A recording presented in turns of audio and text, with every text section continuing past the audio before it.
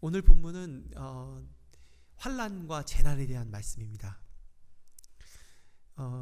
옛날 그 예루살렘에서 사실 예루살렘은 성전이라도 과언이 아닐 정도로 헤롯의 성전은 크고 화려했습니다. 그러니까 사람들은 의례 예루살렘이다 그러면 성전을 생각할 수밖에 없는 거죠.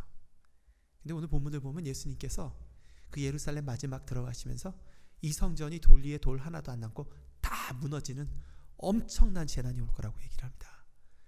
그리고 엄청난 환란이 와서 과거에도 보지 못했던 그런 일이 생길 텐데 놀라지 말라고 그런 얘기를 하시죠. 예수님의 말씀 그 예언대로 예수님 그 말씀하신 40년 뒤에 실제로 이스라엘에 엄청난 재난이 생겼습니다. 로마 군대가 쳐들어와서 거의 이스라엘 본토에 있는 모든 사람들을 죽였습니다. 한 100만 명가량을 죽였습니다. 그 당시 인구 숫자로 볼 때 이런 학살은 전례도 없고 후회도 없다라고도 할 수 있죠. 그리고 성전이 돌 위에 돌 하나도 안 남고 다 무너져 내렸습니다. 우리가 코비드 바이러스 팬데믹으로 인해서 큰 어려운 시간들을 지나가고 있습니다. 저희 인터서브도 이런 코비드 팬데믹 가운데 선교사들을 돌보느라고 지난 1년 동안 굉장히 바쁜 시간들을 보냈어요.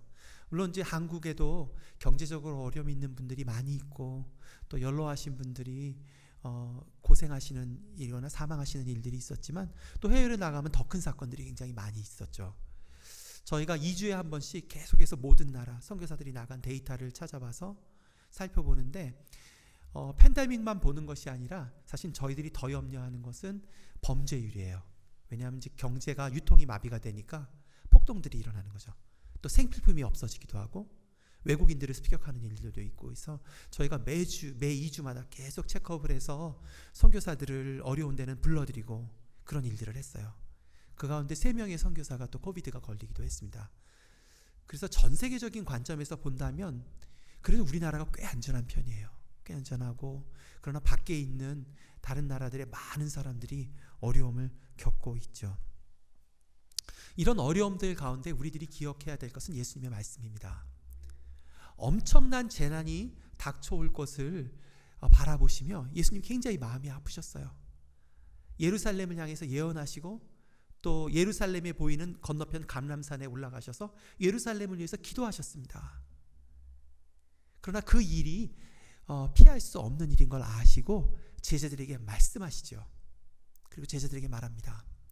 이런 환란이 그리스도인들에게 또 사람들에게 낯선 것이 아니라 우리 주변에 있고 늘 다시 올 수 있으며 그 일로 인해서 우리가 하나님 앞에서 유한한 존재인 것을 기억하고 만약에 환란이 없고 영원히 이 땅에서 우리가 영원히 살 수 있다면은 아마 우리가 어떻게 살아야 되는지 잊어버릴 수 있어요.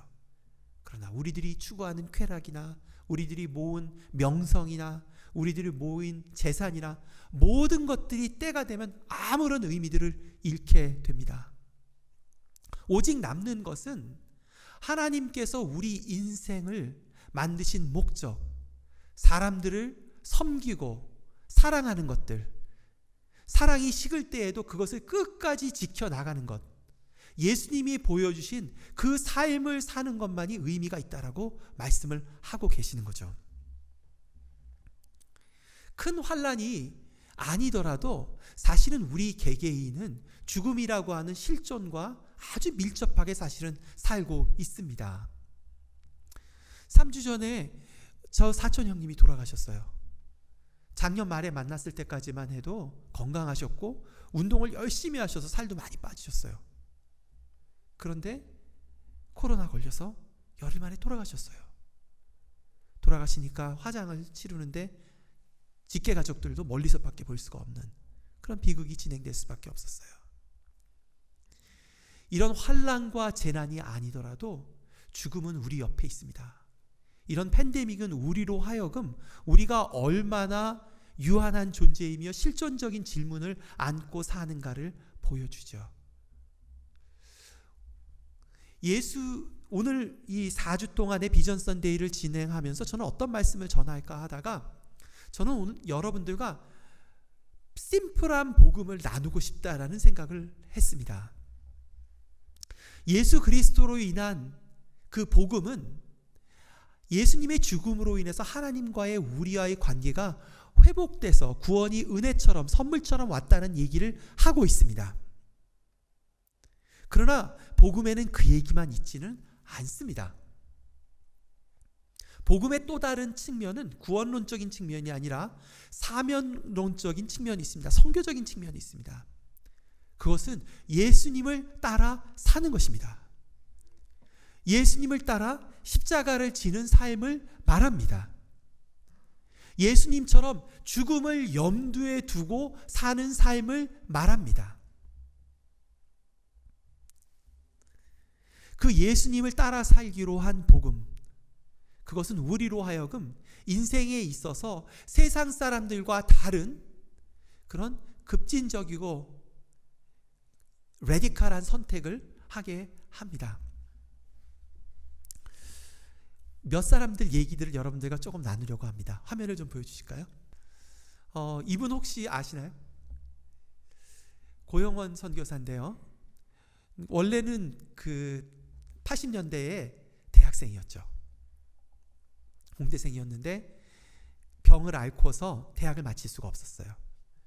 그런 와중에 예수님을 깊이 만났습니다.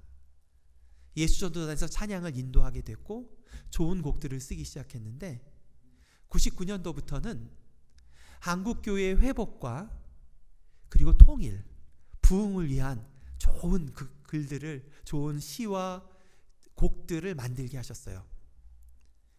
한국 개신교가 시작된 100주년 기념이 됐던 2007년에는 부흥 콘서트를 열고 교회들을 깨우는 일들을 했었습니다. 그렇게 굉장히 잘 나가던 이 시절에 2010년에 하나님께서 고영원 씨에게 그전에 생각하지 못한 다른 마음을 주셨어요. 그것은 기독교인들 뿐만 아니라 비기독교인들도 평화와 통일과 회복을 꿈꿀 수 있는, 그것을 소망할 수 있는 노래를 만들어야 되겠다는 생각이었습니다.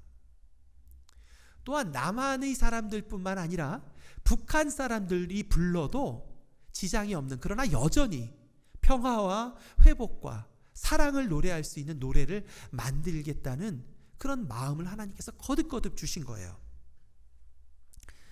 이 일은 쉬운 일은 아니었어요. 일단 교회 내부적으로 많은 비판들이 들어왔죠.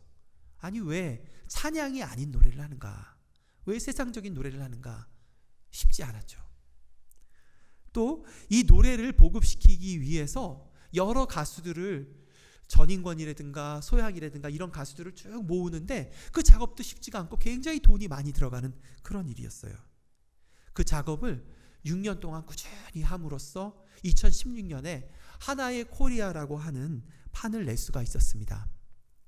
마지막 일주일 동안은 4, 5일 동안 스튜디오에서 자면서 기도하면서 이 판을 만들어냅니다. 혹시 이거를 들어본 적이 있으세요, 여러분들? 사실 유튜브에 들어가면 있습니다. 하나의 코리아 치면 있습니다. 그러나 실제로는 성공하지 못했습니다. CD에서 음원으로 바뀌는 그 과정, 그리고 여러 가지 이유 때문에 성공적이지는 못했어요. 그러나 저 개인적으로는 이것이 굉장히 귀한 작업이라고 생각을 했어요. 그 전부터 고영원 씨가 지었던 부흥이라든가 비전이라든가 이런 노래들이 저는 성령께서 한국교회에 말씀하시는 예언적인 메시지를 담고 있다라고 늘 생각하고 있었습니다. 그리고 그 이후에도 이런 작업들은 하나님 앞에 드리는 굉장히 귀한 예배라고 생각하고 있었죠. 한번 생각을 해보십시오. 우리가 대환란을 겪었던 적이 언제입니까? 70년 전에 한국전쟁이었습니다. 140만 명의 사람들이 죽었습니다. 그리고 그보다 훨씬 더 많은 숫자들이 다쳤습니다. 그리고 그 긴장은 여전히 오히려 가속화되고 있습니다. 지난 5, 6년 동안 등장한 미국과 중국의 패권 경쟁은 그 패권 경쟁의 가장 그 접점에 한반도가 놓여 있습니다. 지난 4, 5년 동안은 코비드 팬데믹보다 훨씬 더 무섭고 위험한 핵폭탄의 위협 아래 한반도가 놓여 있었습니다. 또한 여러분이 알다시피 북한은 독재 체제 안에서 수많은 사람들이 고통 가운데 있으며 지난 겨울 동안에 유난히 추웠던 이번 겨울에 수많은 사람들이 죽었을 것입니다. 그들을 향한 하나님의 마음은 어떨까요? 그리고 전쟁을 향해 달려가는 이 동북아의 질서를 향해서 하나님은 어떤 마음을 품고 계실까요? 만약 우리가 하나님의 마음을 생각한다면 무언가 해야 되지 않을까요?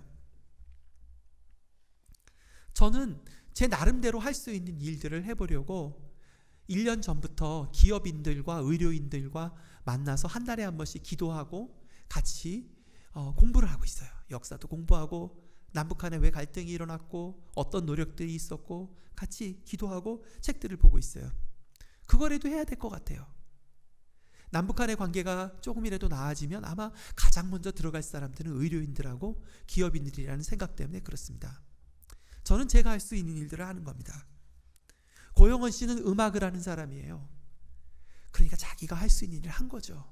그것이 성공을 하든 성공을 하지 못하든 저는 그 자체가 하나님께 드리는 귀한 예배라고 생각을 합니다.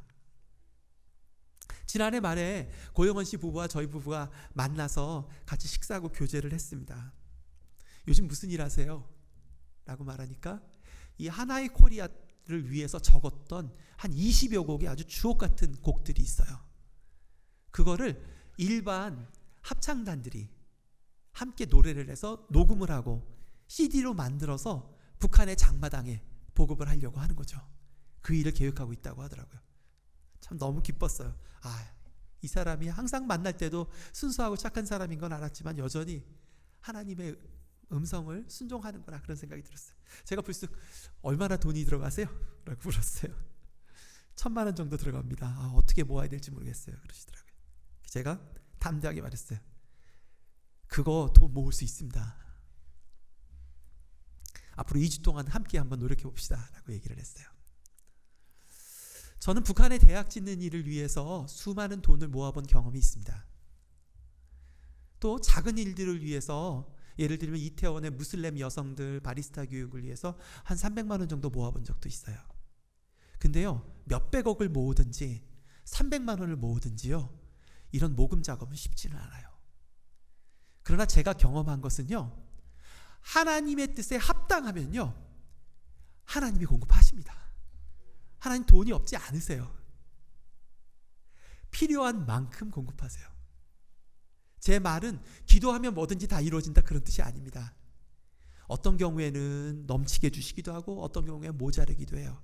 그만큼만 일하면 됩니다.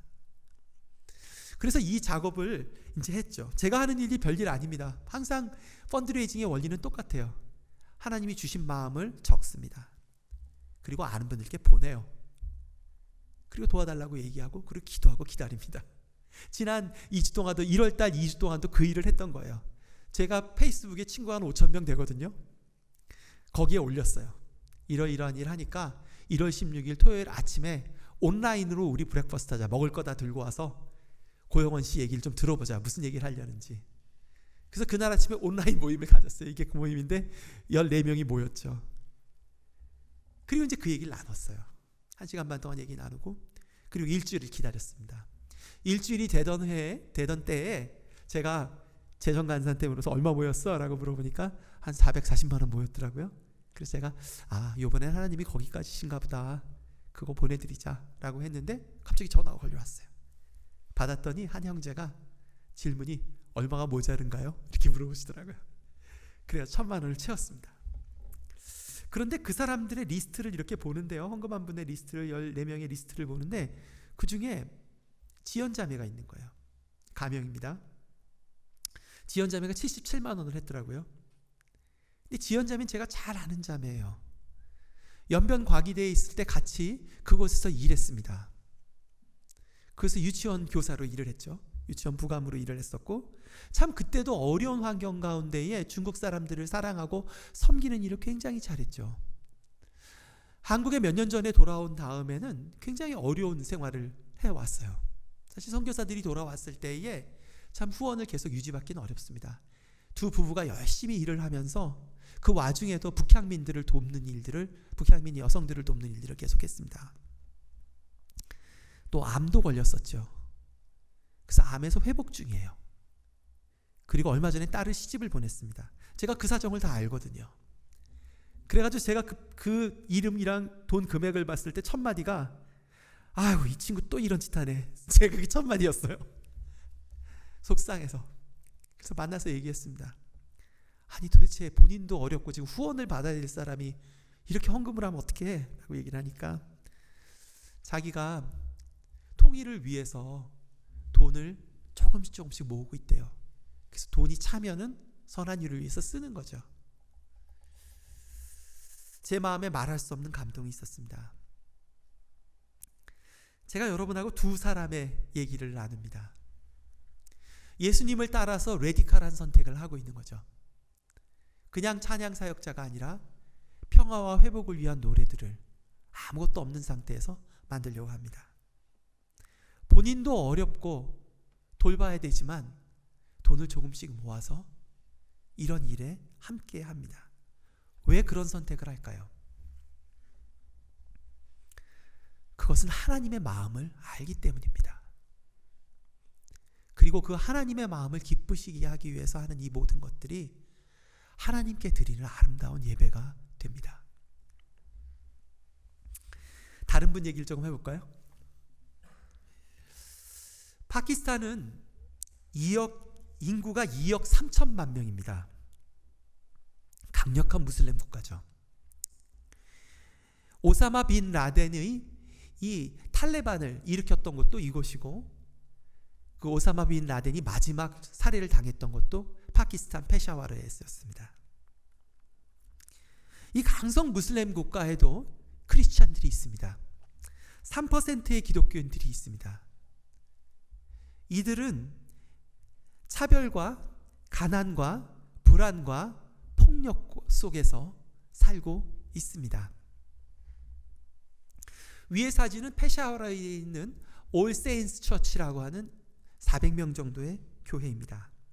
대부분의 성도들은 가난하죠. 2013년 9월 22일 날 예배를 마치고 정오에 점심을 같이 먹고, 그리고 한 청년의 결혼 소식을 나누던 그 시간에 폭탄이 터졌습니다.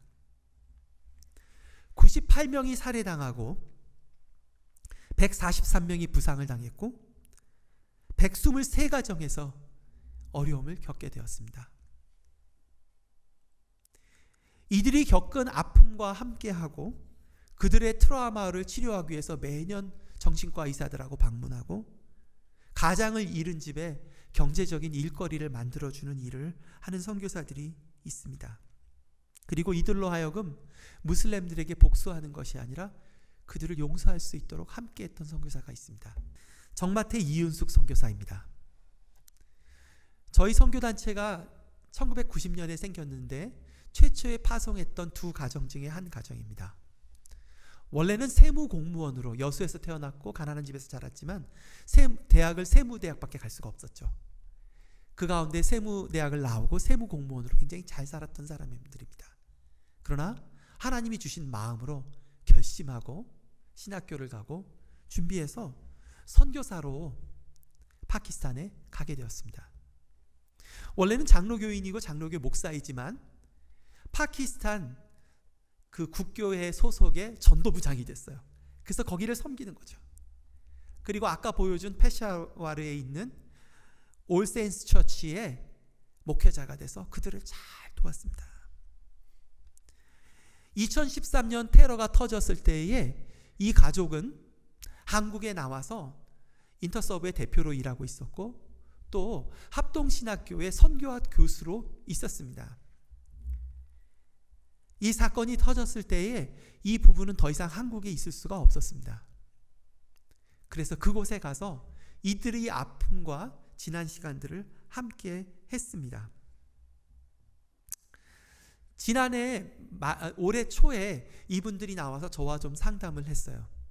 이제 이분들은 70 가까이가 되셨어요. 근데 제게 이 사람들, 테러가 일어나서 상처 입은 무슬림들이 사실 테러의 희생자들이 많습니다. 서로도 많이 죽입니다. 또 크리스찬들, 그런 사람들의 트라우마를 치료하고 일거리를 만들어주고 하는 TSA라고 하는 사역, 그곳에 있는 대학 안에 건물을 레노베이션해서 하는 작업을 시작하겠노라고, 그 책임을 맡게 되었노라고 얘기를 했습니다. 제가 드린 말씀은 설교사님 하지 마세요. 그 정도면 충분히 하셨습니다. 이제는 은퇴하실 때예요. 그 일을 하시는 건 너무나 무리입니다 라고 말을 했어요. 그러나 이분이 그렇게 말씀하시는 거예요. 내가 그들을 돕는 것이 아니라 그들과 함께 있음으로 내가 변화되었다고 라고 말합니다. 그리고 앞으로 4년 동안 이 기초를 놓는 작업에 전념하시기로 했어요. 작년 말에 또 다른 자매가 이 파키스탄으로 나가게 됐습니다.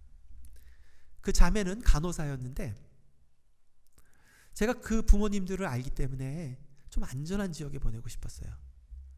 저희가 커버하는 지역 자체가 아랍하고 아시아 지역이라서 상대적으로 이렇게 안전하지만은 않지만 그래도 상대적으로 조금 안전한 방글라데시의 램 병원에 요청이 있기 때문에 거기를 가면 어떻겠냐라고 얘기를 했어요. 그리고 또 다른 옵션은 파키스탄과 아프가니스탄 접경에 있는 탱크라고 하는 지역에 있는 병원이 있었어요. 여성병원이 있었습니다. 근데 그 여성병원에는 그 지역에 있는 여성들, 보건교육과 아이들을 낳는 과정에 많은 여성들이 죽어가는데 간호사가 필요한 거죠. 근데 이 자매가 거기를 가고 싶다는 거예요. 그 교회 선교부랑 같이 모였습니다. 선교부 장로님께서 물어봤어요. 자매, 왜 안전한 지역을 가지 부모님 생각해서 왜 거길 가냐라고 얘기를 할 때 이 자매가 이렇게 얘기를 했어요. 거기는 지금 아무도 없잖아요. 제가 갈 필요가 있습니다. 이렇게 얘기를 했어요. 그 얘기를 듣는데 선교부가 잠시 동안 이렇게 침묵이 흘렀어요. 저희들 마음속에, 저도 그 자리에 있었는데 굉장히 뜨거운 것이 올라왔었습니다. 그게 맞습니다. 왜 이런 레디컬한 선택을 할까요? 그것은 예수님의 말씀 때문입니다. 예수님께서 지극히 작은 자 한 사람에게 한 것이 나에게 한 것이라고 예수님께서 말씀하셨기 때문입니다. 오늘 여러분과 함께 읽었던 24장 14절은 이런 말씀을 합니다. 이 천국 복음이 모든 민족에게 증언되기 위하여 라고 말씀하십니다. 하나님의 마음은 세상을 향해 있습니다. 자기 민족만을 생각하는 좁은 유대인들의 틀을 깨시고 하나님의 마음이 모든 열방을 향해 있다라고 말씀하고 계십니다. 하나님의 마음은 피조 세계와 세상과 사회와 열방, 크리스찬뿐만 아니라 넌 크리스찬 모두를 향해 있습니다. 왜냐하면 하나님은 그 모든 사람들을 지으셨고 그 모든 피조물들을 사랑하시기 때문입니다. 우리에게 이 한 번뿐인 인생은 귀한 선물이지만 우리 자신만을 위해서 살 수는 없습니다. 좋아하는 사람들, 편한 사람들만 상대할 수도 없습니다. 피조세계를 돌보고 어려운 사람들에게 나아가야 합니다. 우리는 때가 되면 우리에게 생명 주신 그 하나님 앞에 서게 될 것입니다. 바울을 통해서 달콤한 말과 돈을 기대했던 아그리빠 왕에게 바울이 이 복음의 이 엄중한 책임을 얘기할 때 아그리빠는 그만 얘기하라고 소리칩니다. 우리 인생에는 책임이 있습니다. 그리고 이것이 복음입니다. 이 복음의 절대성에 물을 탈 수 없습니다. 예수님께서 우리에게 말씀하신 것이기 때문입니다. 마태복음 24장 14절에는 온 세상에 전파되리니 그제야 끝이 오리라 라고 말씀을 하십니다. 예수님을 따라 세상의 죄악과 직면하고 그 죄악의 희생자들과 함께 하려는 삶은 쉽지 않습니다. 그리고 늘 승리하는 것도 아닙니다. 하나님의 마음을 받아 남북한이 함께 부를 수 있는 노래를 짓는 것이 용공이고 빨갱이로 오해받기도 합니다. 교회가 오히려 이해 못할 수도 있습니다. 애써서 도왔던 그 교회가 테러로 박살이 나고 수많은 사람들이 죽을 수도 있습니다.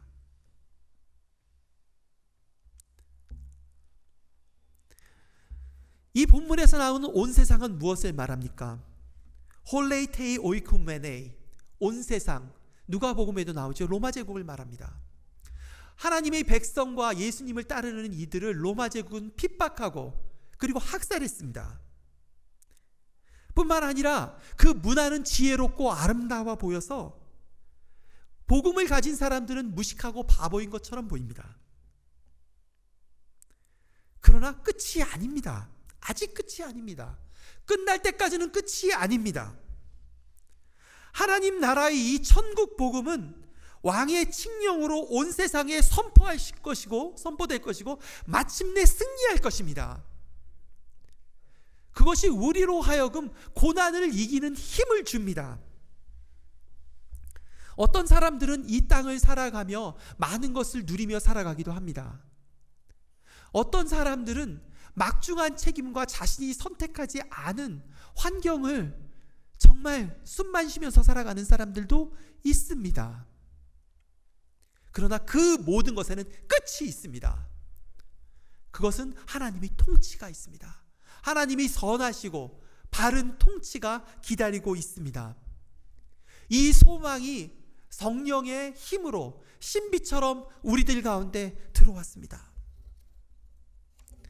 그렇기에 우리가 예수님을 따라 살기로 결심하게 되는 것입니다. 오늘 읽었던 24장의 후반부에는 슬기로운 종의 얘기가 나옵니다. 그 이어지는 25장에는 열처녀의 비유와 달란트의 비유와 양과 염소의 비유가 나옵니다. 그 비유들에서 나오는 거절당한 5 신부들, 내어 쫓겨서 어둠 속에서 일을 갖는 종들, 그리고 염소로 분류돼서 영벌을 받는 이들은 비기독교인들이 아닙니다. 이들은 예수의 이름도 알고 기도도 했던 이들입니다. 예수님 당시에도 지금도 마치 무슨 미신의 주문처럼 예수의 이름만 중얼거리면, 그리고 종교적 행위를 하면 구원을 얻을 거라고 믿는 이들이 있습니다. 예수님으로 인한 구원은 회개가 있을 때에만 가능합니다. 이들에게 없었던 것은 회심입니다. 마지막 시대에 불법이 행하여짐으로 사랑이 식으리라고 할 때 무엇이 불법입니까? 그것은 하나님의 피조물로, 하나님의 종들로, 하나님의 대리자로 지음받은 우리가 하나님의 마음과 하나님의 생각을 하지 않고 우리 뜻대로 살아가는 것이 불법입니다. 회개는 무엇을 말합니까? 그것은 이제 더 이상 우리가 우리의 뜻대로 살지 않고 우리를 만드신 하나님의 뜻을 따라 그 본을 보여주신 예수 그리스도를 따라서 살겠다고 하는 결심을 의미합니다. 어떤 이들은 제가 이런 얘기를 하면 그거 혹시 공로로 인한 구원을 얘기하는 게 아니냐라는 얘기를 합니다. 제 말은 회심이 구원의 조건이란 뜻이 아닙니다. 우리가 아무리 회심하고 회개한다고 해도 우리의 죄값을 스스로 치를 수는 없습니다. 그리고 앞으로도 얼마든지 실수할 수 있습니다. 구원은 오직 하나님의 크신 은혜와 예수님의 죽음으로만 가능합니다. 그러나 회심과 회개가 없는 이들에게 어찌 이 은혜가 임할 수 있겠습니까? 회심은 불법을 행하는 세상 가운데 끝까지 사랑과 섬김을 삶을 사셨던 예수님을 따라가기로 결심함이며 살아냄입니다. 유한한 인생을 하나님 앞에서 책임 있게 살기 위해서 온 민족에게 나아가겠다는 결이며 동시에 그 하나님의 나라가 마침내 승리할 거라는 소망을 기도하는 것입니다. 저는 한국교회의 가시적인 쇠락이나 하락을 염려하지는 않습니다. 그것은 본질은 아닙니다. 그러나 우리가 지난 1년 동안 코비드 팬데믹 가운데에 우리들 가운데에 우리가 보냄받은 것, 우리가 모인 것이 세상을 섬기기 위한 것인데 우리 자신의 안위를 생각하는 그런 중심성이, 자기중심성이 드러났다면 그것은 우리 안에 회개가 필요한 일일 것입니다. 환난과 재난, 그것이 말해주는 우리 인간 삶의 유한성, 그 가운데에 하나님 앞에서 그 하나님을 마침내 만날 것이라는 그런 믿음 가운데에 책임을 지려고 하는, 사명을 지려고 하는 그 예수님의 심플한 믿음이 우리 가운데 회복될 때입니다. 또한 가시적 열매가 없고 고난이 있을지라도 마침내 하나님을 대적하는 온 세상 가운데에 천국의 복음이 선포될 것을 믿고 그 나라가 승리할 거라는 소망이 우리 공동체 가운데 새로워질 때입니다. 우리 함께 기도합시다.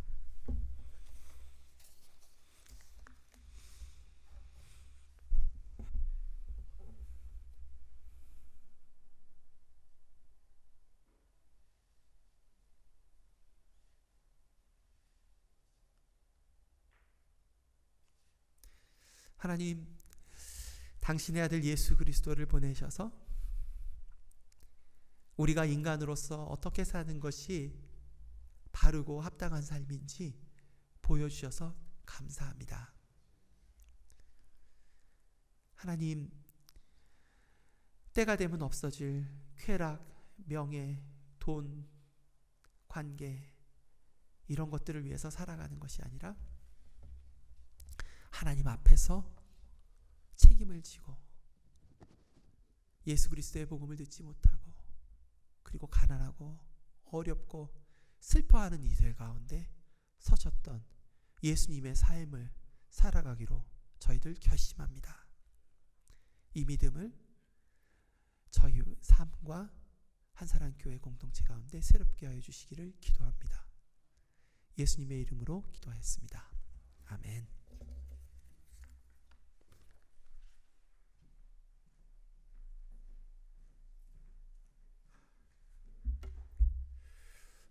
귀한 말씀 감사합니다. 우리 같이 말씀을 생각하면서 찬양 하나 했으면 좋겠어요. 우리 선교사님께서 이 찬양을 좀 같이 하고 싶다라고 저에게 연락을 주셨는데, 아까 설교 가운데 나왔던 고형원 선교사가 만든 부흥이라는 찬양입니다. 여러분 잘 아시죠? 가사에 보면 이런 내용이 나와요. 우리의 죄악 용서하소서, 이 땅 고쳐주소서, 이 땅 새롭게 하소서, 은혜의 강물 흐르게 하소서. 우리 같이 기도하는 마음으로 찬양하고요, 함께 기도하도록 하겠습니다.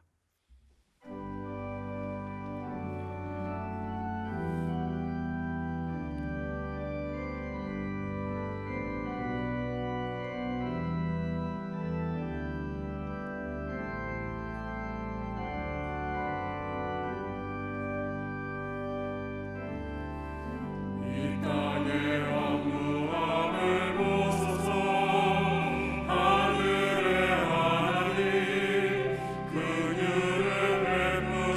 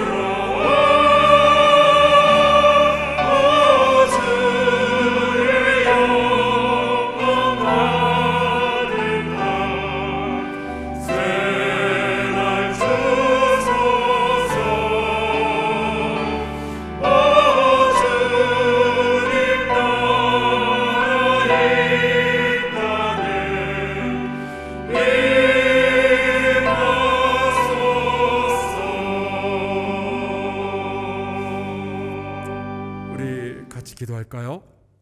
이렇게 기도하면 좋겠어요. 주님, 이 고난을 지나가며 한국교회가 새로워지게 하여 주옵소서. 다시 우리가 복음으로 돌아가게 하여 주옵소서. 우리가 이 마지막 때에 끝까지 견디는 성도가 되게 하여 주옵소서. 우리 한사랑교회가 마지막까지 복음 증거하는 선교적 교회가 되게 하여 주옵소서. 우리 통성으로 같이 기도하겠습니다. 아버지 하나님, 주께서 우리를 붙들어 주시길 간절히 소원합니다. 하나님, 오늘 우리가 함께 말씀을 나누었는데 하나님, 이 마지막 때에 우리가 피할 곳만 찾는 것이 아니라 아버지, 우리에게 주어진 막중한 사명을 깨달을 수 있도록 돌봐주시길 간절히 바라고 원합니다. 하나님 아버지, 예수 그리스도 외에는 복음이 없습니다. 예수 그리스도 외에는 구원이 없습니다. 하나님, 이것을 먼저 하는 우리는 하나님, 이 땅 가운데 이 복음을 전해야 될 텐데 아버지 하나님, 내 스스로의 안위만을 위해서 하나님, 내가 변하고 내가 안전하기 위해서 하나님, 우리의 시간과 우리의 재물을 너무나도 많이 소비했습니다. 아버지 하나님, 용서해 주시고 우리가 회개하고 하나님 나라의 일을 위하여서 나의 새로운 생각들을 바꿔갈 수 있도록 허락하여 주시옵소서. 하나님 나라를 위해서 하나님 결단할 수 있도록 돌봐주시고 아버지, 우리 한사랑교회가 하나님 다른 교회들처럼 흔들리는 교회가 아니라 오히려 우리가 더 분명한 하나님 아버지 우리의 사명을 깨닫고 하나님 아버지께서 우리를 부르시는 그 음성을 하나님 우리가 들을 수 있도록 돌봐주시길 간절히 바랍니다. 하나님 아버지, 모든 사람들이 내가 그리스도로 이야기할 때 아버지, 우리는 하나님의 음성을 들을 수 있도록 주여 역사해 주시길 간절히 소원하고 합니다. 아버지, 이 막중한 사명 감당할 수 있도록 주여 주께서 돌봐주시옵소서. 하나님 아버지, 고맙습니다. 힘들고 어려운 시대를 살아가고 있지만 여전히 하나님의 말씀을 전하는 증거자가 있게 해주시고 그 말씀을 붙들고 기도하는 공동체가 있게 하시니 감사합니다. 아버지, 이 코로나19의 화염이 한국교회를 정화하고 새롭게 하는 기회가 되게 하여 주옵소서. 복음의 강력함이 인간들의 연약함에 가려지지 않게 하여 주옵소서. 성령 하나님, 우리를 도우사 끝까지 충성하게 하시고 우리의 인생은 나의 것이 아니라 하나님의 것이었음을 인정하며 그렇게 살게 하여 주시옵소서. 복음이 더욱 필요한 세상이 되어가고 있는데 아버지, 우리 한사랑교회 성도들을 통하여 복음이 세상 끝까지 전해지게 하여 주옵소서. 예수 그리스도의 이름으로 기도하옵나이다. 아멘.